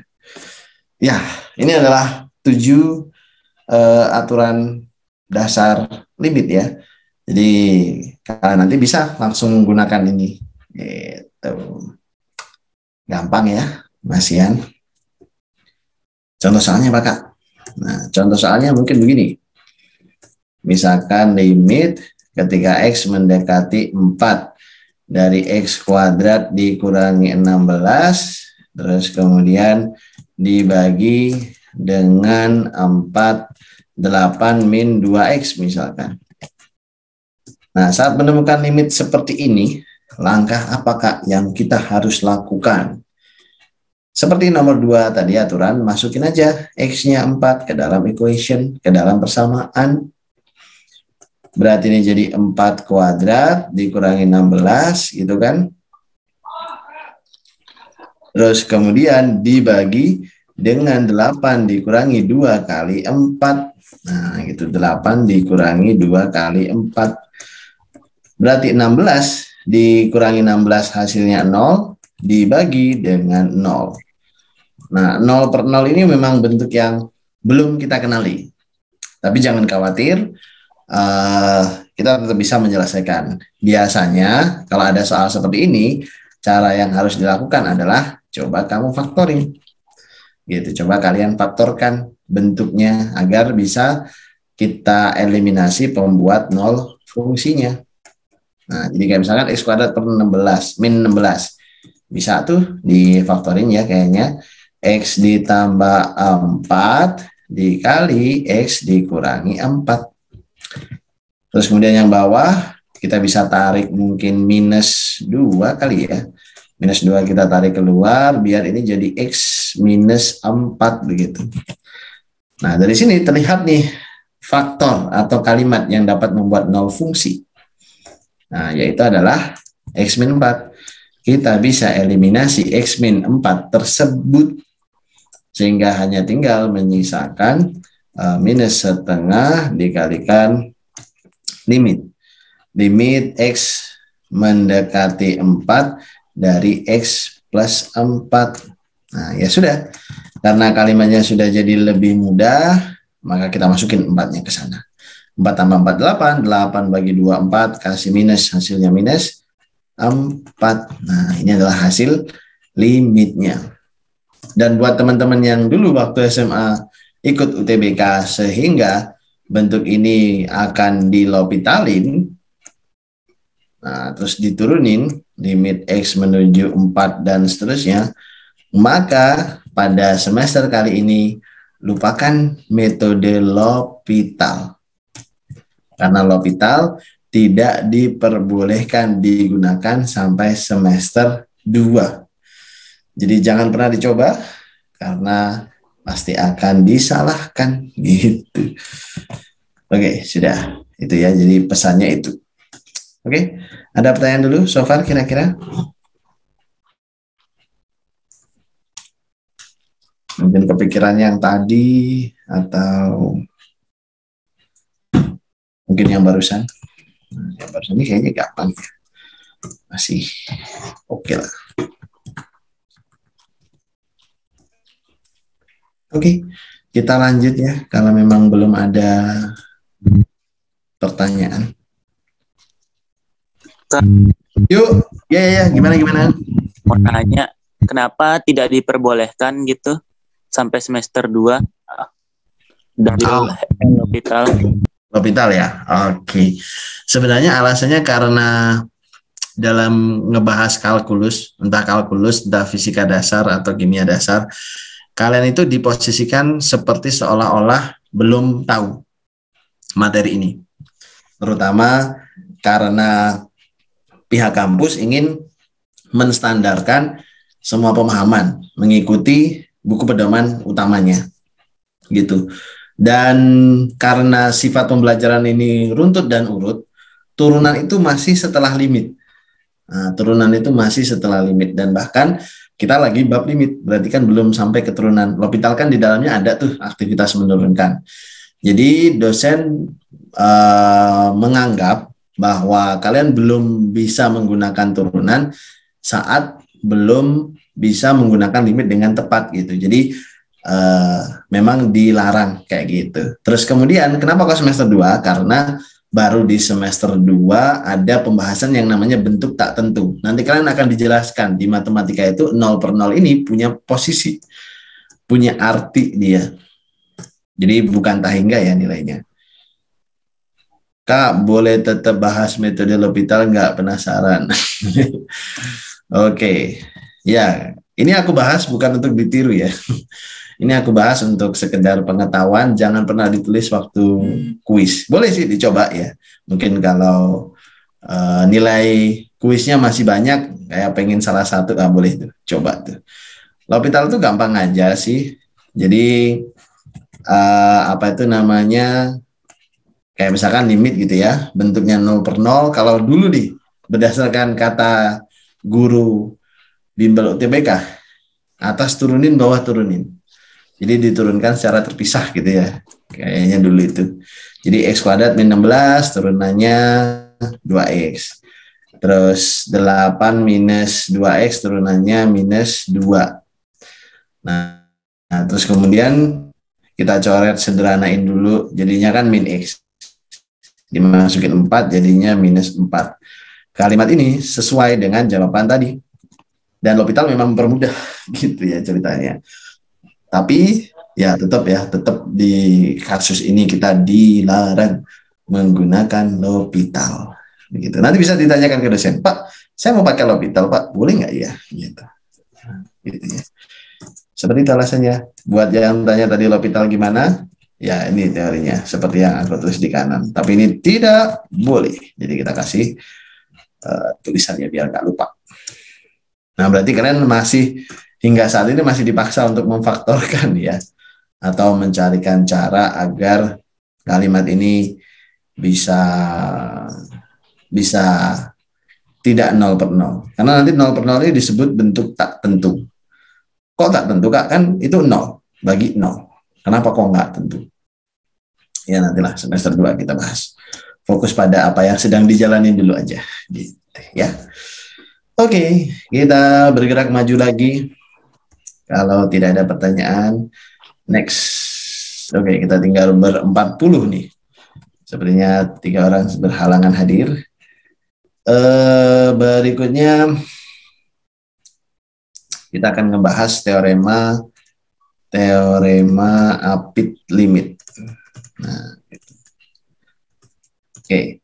Jadi di matematika bab 0 kan sering kali ada kalimat yang namanya teorema. Nah, kali ini ke depan kita akan isinya teorema begitu. Apa itu Kak teorema apit limit? Mungkin aku akan pakai pendekatan soal gitu ya. Jadi teorema apit limit ini cocok untuk bentuk limit pada saat X misalkan menuju ke 0 dari fungsi X pangkat 4, terus kemudian cos kuadrat dari pi dibagi dengan X. Nah, misalkan seperti ini. Ini salah satu bentuk limit yang bisa diselesaikan dengan teorema apit. Alasannya apa, Kak? Kayaknya mah biasa-biasa aja.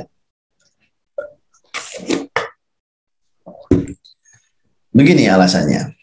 Jadi, pada saat kita substitusikan 0 ke dalam persamaan, kita akan menemui 0 pangkat 4 dikali dengan cos kuadrat pi per 0.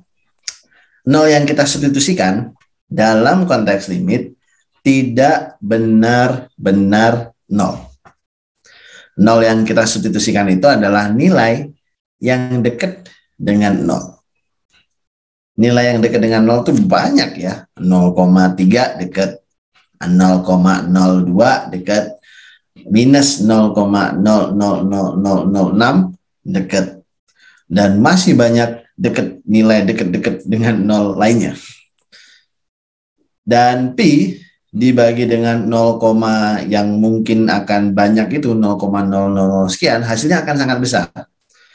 Yang mana mungkin bisa kita simbolkan dengan tak hingga seperti ini.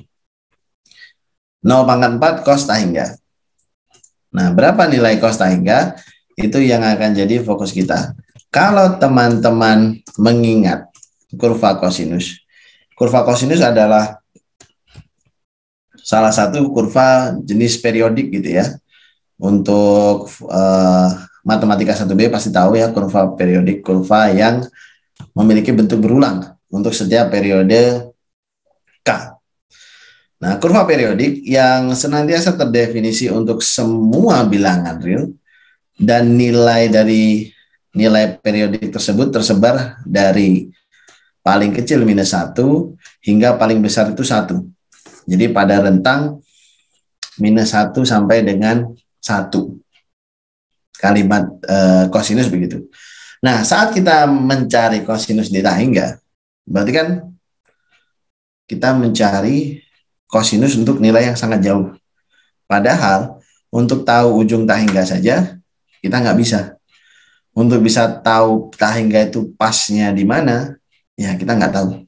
Bisa jauh sekali, mungkin di tak hingga itu pas di atas, jadi nanti nilai fungsinya bisa sama dengan 1. Bisa juga pas di bawah, nanti nilai fungsinya sama dengan min 1. Mungkin bisa pas di tengah, di tak hingga itu mungkin ya, aku juga nggak tahu. Sehingga karena ada banyaknya kemungkinan terhadap hasil dari cos tak hingga itu sendiri, maka juga cos kuadrat pun demikian. Jadi cos kuadrat pun juga pasti mempunyai nilai yang nggak tentu ya, karena cosnya saja nggak tentu, bagaimana dengan hasil kuadratnya. Sementara 0 yang ada di sini bukan benar-benar 0 pula. Ingat, nilainya itu dekat dengan 0 tapi tidak 0. Sehingga hasil yang tak pasti ini dengan hasil yang tak pasti di belakang ini akan membuat kalimat limit tadi, kalau kita rinci, kita hitung secara hati-hati, jadi sulit untuk ditentukan. Nah, makanya teorema ini hadir. Gitu. Alasan dibalik teorema ini kenapa perlu dipakai kayak gitu. Terus, bunyi teoremanya gimana, Kak? Nah, ini dia. Misal terdapat 3 buah fungsi. Ada fungsi fx, terus kemudian fungsi gx, dan fungsi hx. Terus kemudian diketahui bahwa untuk semua x yang dekat dengan c, untuk semua x yang dekat dengan sebuah bilangan, let's say namanya C, ternyata konfigurasi F, G, dan H unik. G itu akan jadi fungsi yang lebih kecil, paling kecil. F itu akan jadi fungsi yang di tengah, dan H itu akan jadi fungsi yang paling gede. Jadi mungkin fungsi ini awalnya naik turun, kadang F paling gede, kadang G yang paling gede, kadang H yang paling gede, kadang F yang paling kecil, kadang H yang di tengah, kadang G yang paling kecil. Pokoknya acak. Tapi seiring mendekat ke C, susunannya mulai teratur. G paling bawah misalkan, F itu berada di tengah, dan H itu selalu berada di atas. Makin dekat ke C makin sesuai. Ya tetap dipertahankan lah hubungan ini. Lalu, diketahui bahwa jika hasil dari limit X mendekati C dari fungsi Hx ternyata sama dengan limit untuk X yang dekat ke C dari fungsi Gx. Jadi limit punyanya H yang atas tadi sama kayak limit punyanya G yang bawah tadi, seiring mendekat ke C tertentu. Dia sama menuju ke satu titik. Maka teorema Apit berpendapat bahwa fungsi yang diapit di tengah, yang tersandwich tadi, itu nggak ada jalan lain kecuali ya ikut menuju seperti sebagaimana dua limit di atasnya, kayak gitu. Jadi misalkan kedua bentuk di atasnya nilainya itu L, maka teorema ini menjamin, ya karena nggak ada jalan lain, namanya juga tersandwich. Teorema ini menjamin bahwa titik, nah ini titiknya, nah gini, menjamin bahwa limit pada saat X mendekati C dari fungsi F akan ikut sama dengan L, seperti itu.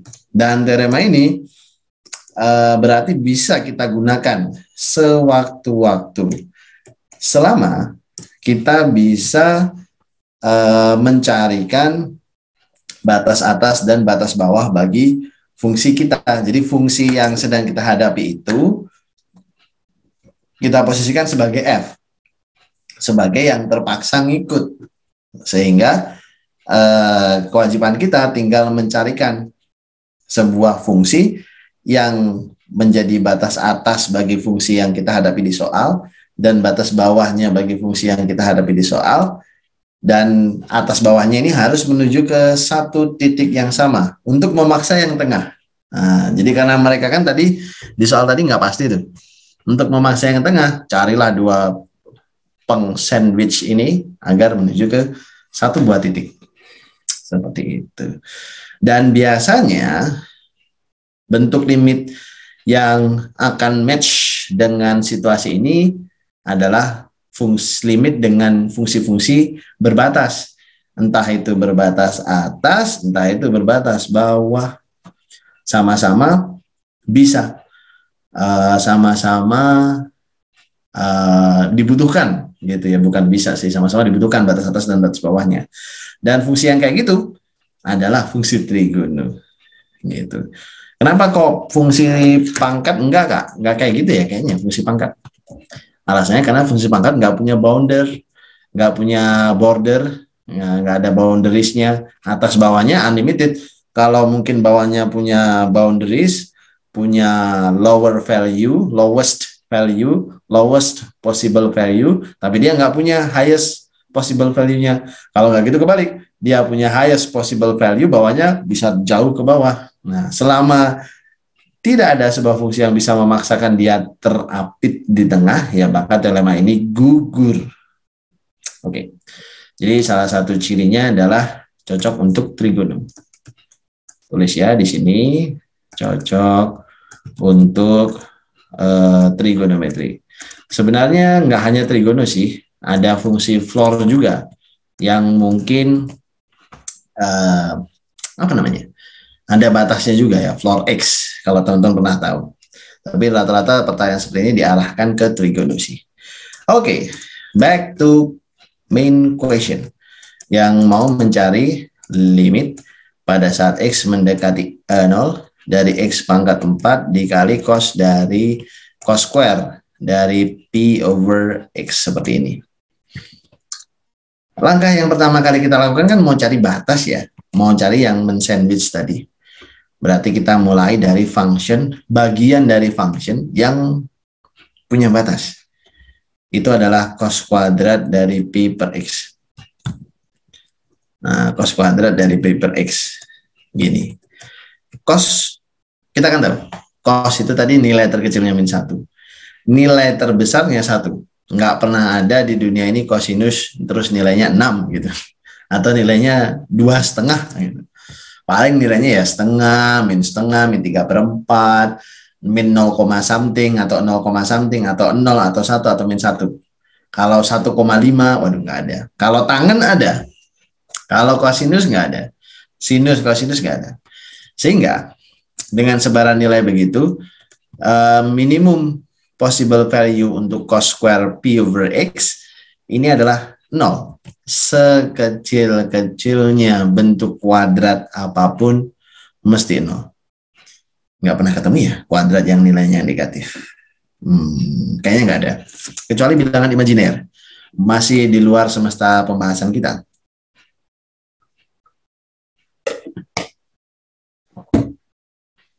Nah, nilai terkecilnya 0. Nilai terbesarnya itu 1. Jadi sebesar-besarnya 1.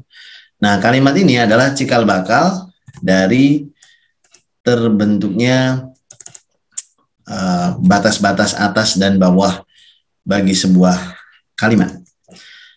Terus, kalimatnya kan bukan cos doang ya. Di soal kan ada X pangkat 4. Maka ya harus kita samakan. Dia tanyanya nggak cos, dia tanyanya X pangkat 4. Ya udah kita kalikan dengan X pangkat 4. Hati-hati.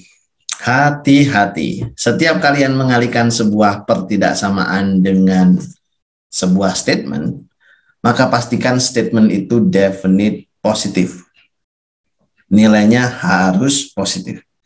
Karena kalau nilainya negatif, maka kalian harus mengcover kemungkinan adanya perubahan tanda hubungan antara statement yang ada, gitu. Apalagi 3 statement seperti ini.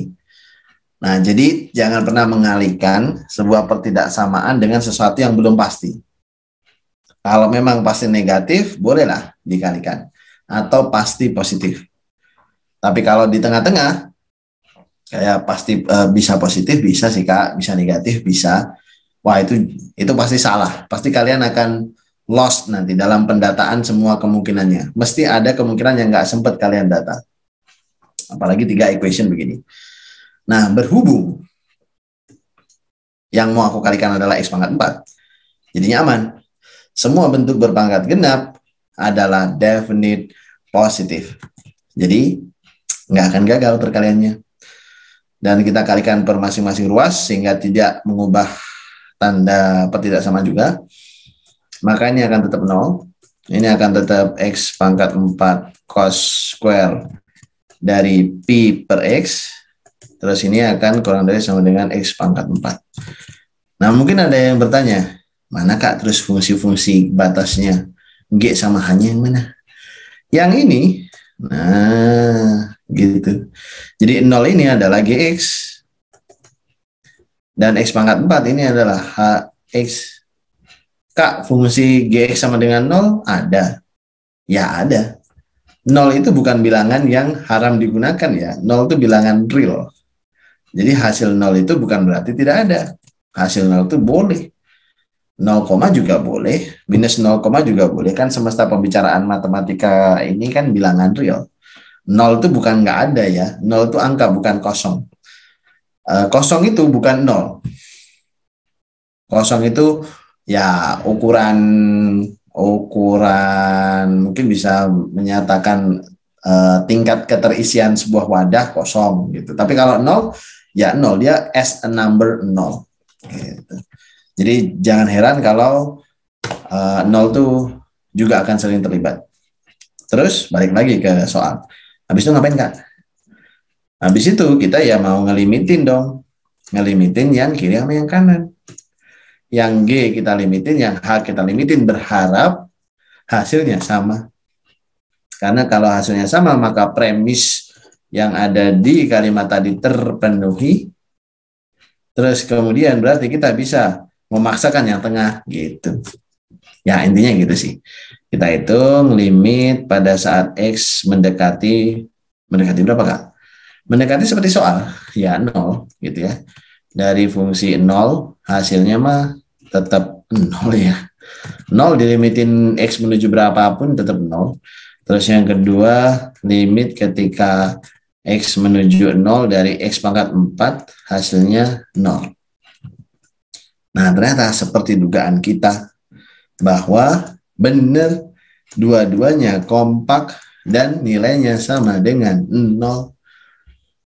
Jadi, dapat disimpulkan bahwa jadi oleh karena, nah begini, limit pada saat X mendekati 0 dari G sama dengan limit X mendekati 0 dari H, maka bisa kita katakan bahwa limit pada saat X mendekati 0 dari X pangkat 4 kosinus dari Pi per X juga sama dengan 0 sesuai dengan kedua nilai tadi. Nah, sudah. Itu adalah contoh bagaimana alasan, bagaimana menemukan, bagaimana membedah, bagaimana mengalihkan, membentuk, memeriksa, dan seterusnya untuk teorema upper limit. Oke, sudah beres deh. Nah, oke, ada pertanyaan dulu so far sejauh ini teman-teman?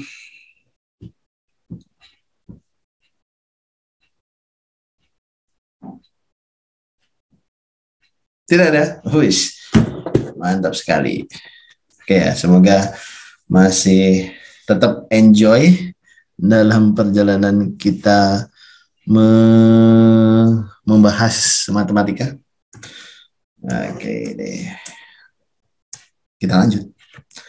Jadi konsep berikutnya yang aku mau tulis 1.4 itu adalah limit fungsi trigono. Nah, limit fungsi trigonometri. Jadi apa itu limit fungsi trigonometri? Kali ini mungkin bukan hanya sekedar kita mencari limit dari fungsi trigono ya. Mungkin kita akan memfokuskan pandangan kita, perhatian kita pada limit fungsi trigono khusus. Nah, limit fungsi khusus. Limit fungsi khusus. Nah, gitu. Dimana di dalam, tinggal 33. Oke, mantap. Oke, kita lanjut ya. Limit fungsi khusus. Jadi kalau di limit fungsi khusus, ini salah satu contohnya adalah limit pada saat X mendekati 0 dari kalimat sin X per X ya. Hasilnya ini sama dengan 1. Gitu, ini limit trigono khusus ya. Mungkin memang terkesan khusus gara-gara kalau kita substitusikan 0 ke dalam 2 buah nilai X yang ada di sini. Sin 0 itu 0 dibagi 0. Nah, jadi 0 per 0. Hasilnya adalah belum tahu berapa. Kak, kita nggak boleh langsung bilang aja. Ntar, kita baca pertanyaan dulu ya. Dari John. Kak, kita nggak boleh langsung bilang aja begini. Untuk lim X menuju 4, X pangkat 4 itu akan menuju ke 0 lebih cepat karena kedudukan pangkatnya lebih besar. Terus cos kuadrat itu karena dia fungsi periode 0 sampai 1 sehingga nilainya dapat diabaikan.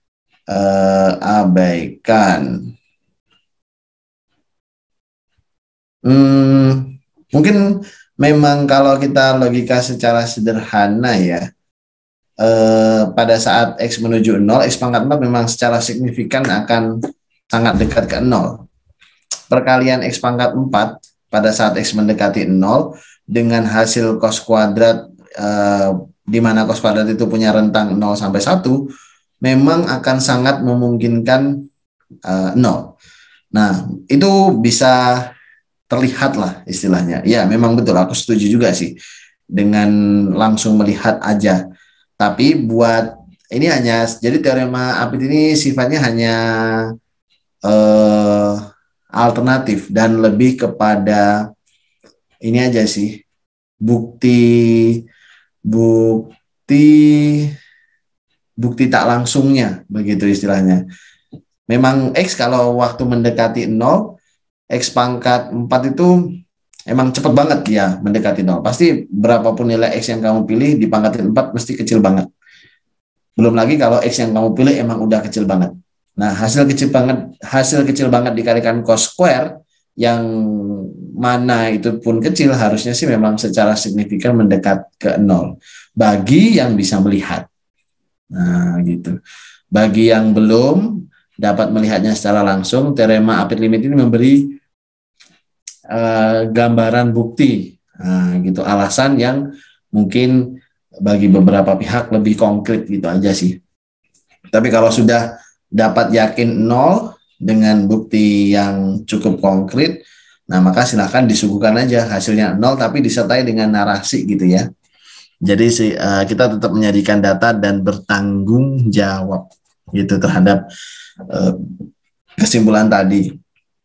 Karena nanti memang ujian itu uraian, jadi disarankan untuk teman-teman belajar menulis, mempresent hasil proses sesuai dengan kaidah saintifik gitu kan, kaidah ilmiah yang dibenarkan atau yang diperbolehkan gitu. Itu bisa teman-teman lihat, teman-teman contoh dari dosen-dosen, dari Bapak Ibu dosen, bagaimana Bapak Ibu dosen mengerjakan, membedah begitu ya, memberikan statement, argumen, alasan untuk setiap-tiap hal yang bagi teman-teman asing gitu. Jadi mungkin boleh-boleh saja dinyatakan seperti itu ya. Kenapa kok aku perbolehkan? Karena di matematika perkuliahan ini cara menjawab itu aku bilang fleksibel ya. Banyak cara menyatakan, cara pola pikir yang benar gitu. Asalkan kita bisa menunjukkannya dengan apa Kak? Biasanya sih juga dengan bukti general ya. Kayak misalkan kita mau bilang X pangkat 4 akan cepat dekat ke 0. Mungkin kita bisa tunjukkan dengan kurva, mungkin kita bisa tunjukkan dengan sebuah K, K-nya istilahnya bagaimana, terus kemudian nanti kalau dipangkatin 4 hasilnya apa gitu. Statement tadi yang disampaikan John di chat akan punya kendala pembuktian kalau seandainya kita nggak menyiapkan X dalam general form, kalau dipangkatin 4 pada saat X itu dekat ke 0 hasilnya lebih cepat ke 0. Kan kalau kita ngomong gitu kita harus sediakan kalimatnya gitu. Misalkan X sama dengan P. Nah, bilang P ini lebih besar dari 0, dekat dengan 0 itu gimana? Apakah P plus 0,1? Ini jelas bukan general. Apakah P minus akar 0? Ini juga bukan. Jadi kalau mau mengatakan itu tadi, membuktikannya yang mungkin sampai hari ini masih kurang facility, kurang konsepnya gitu. Ini menawarkan cara termudah untuk membuktikan aja. Karena Indian kita sebenarnya pasti punya intuisi baik ya, kayak gitu. Untuk apa tuh namanya mengatakan, oh Kak ini 0. Kayaknya itu bukan 0 deh Kak. Itu pasti adalah feeling atau intuisi seperti itu. Tinggal intuisi itu kamu sertakan bukti konkret. Itu ya jawabannya ya. Ini alternatif dan memperkenalkan ada prosedur yang bisa kita pakai. Gitu. Oke, sudah. Ada lagi yang pengen tanya?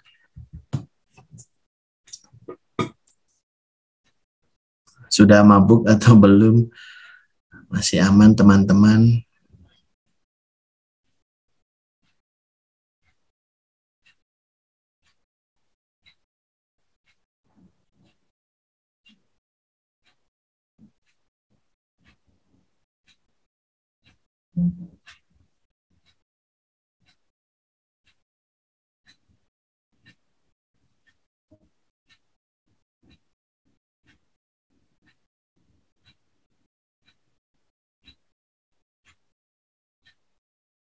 Oke, aku anggap masih aman.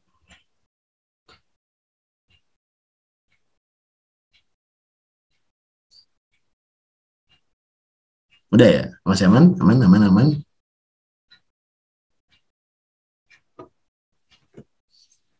Oke, kita lanjutin ya. Sedikit lagi lah gitu. Jadi tadi aku ngebahas apa? Oh, limit trigonometri khusus ya. Kita kalau di 1.4 mengarahkan fokus pada limit trigonometri khusus, karena kalau limit biasa mungkin dengan kaidah substitusi aja sudah cukup ya menjawab tingkat penasaran kita seperti itu. Tinggal disubstitusi, beres. Kalau limit trigonometri khusus ini mungkin kita juga memang perlu bukti bisa kalian lihat gitu ya dari banyak aspek, salah satunya mungkin dengan gambar. Seperti contoh limit X mendekati 0 sin X per X. Sin X pada saat X dekat dengan 0 itu kan nilainya mendekati 0 ya, karena kan sin 0 0 dan sin fungsi kontinu. Sin X berarti saat X mendekati 0 dia nilainya slightly close to 0 ke 0. Nah, X yang bawah emang secara apa itu namanya, secara ini nilai emang mendekati ke 0. Nah, rasio antara nilai yang mendekati 0 dari sin dengan nilai yang mendekati 0 dari X itu kan kita bingung ya. Dan bagaimana bisa mereka menyimpulkan ini sama dengan 1? Nah, kalau kita jeli, ada beberapa cara ya yang termudah yang mungkin kita bisa gunakan. Salah satunya adalah dengan mengamati fungsi sinus. Sinus itu begini ya. Nah, gitu, kita fokus di 0 aja. Nah, jadi kita nggak menggambar pengulangan terlalu banyak. Ini Y sama dengan sin X. Dan kita fokus juga ke grafik Y sama dengan X. Ke grafik Y sama dengan X. Y sama dengan X itu kan memiliki sudut 45 derajat ya, miring seperti ini. Ini grafik Y sama dengan X.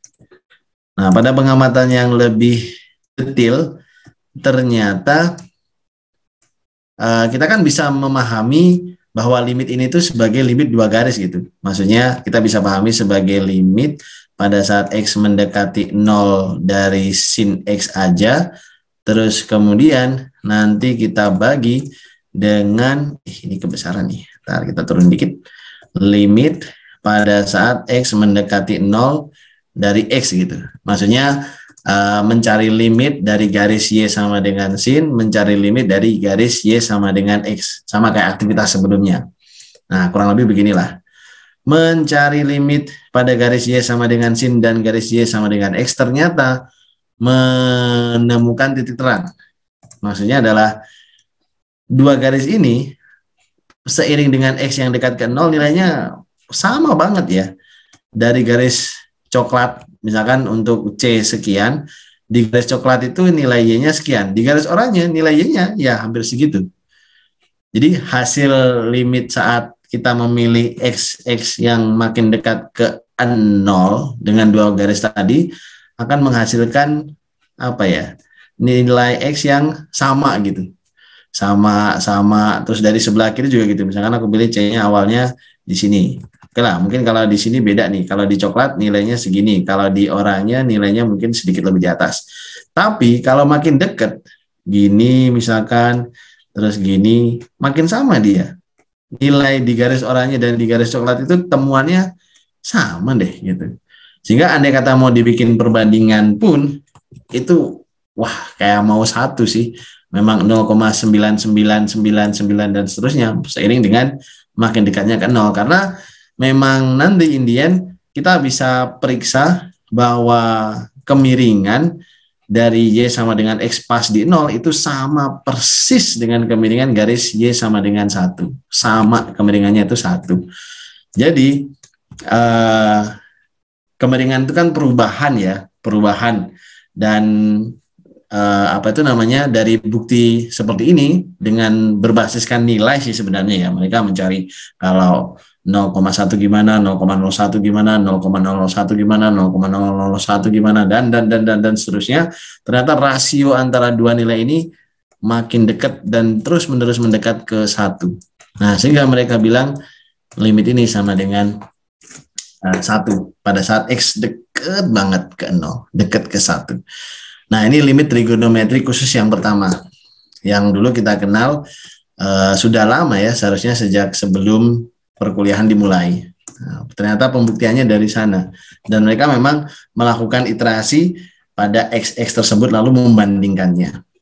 Nah, dari konsep limit ini, mereka bawa pada konteks limit yang lebih general.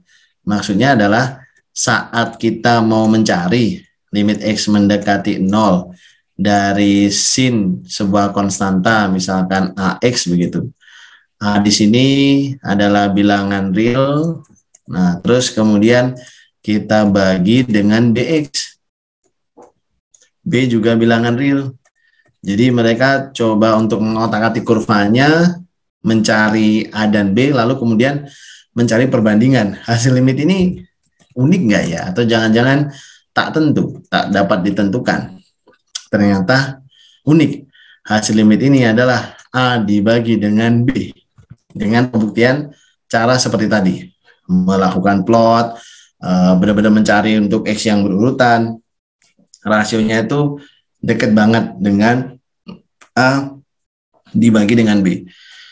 Nah, dari sini kita akan mengatakan bahwa oke lah, ini kita kelompokkan sebagai limit trigonometri yang khusus, yang pembuktiannya sudah ada, dan kita kalau mencari nilainya untuk diaplikasikan ke konteks lain, itu tinggal pakai ini.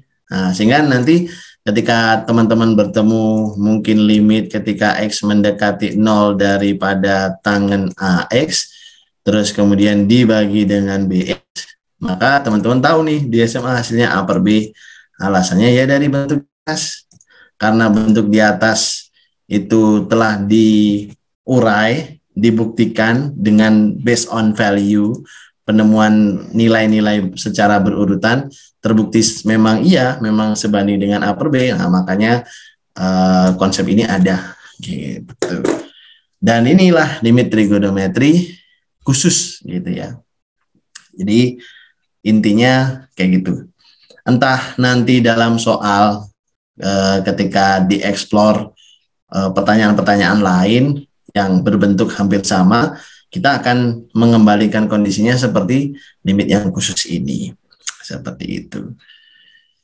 Oke, nah itu tadi adalah serangkaian ya teman-teman pembahasan untuk kelas gratis hari ini.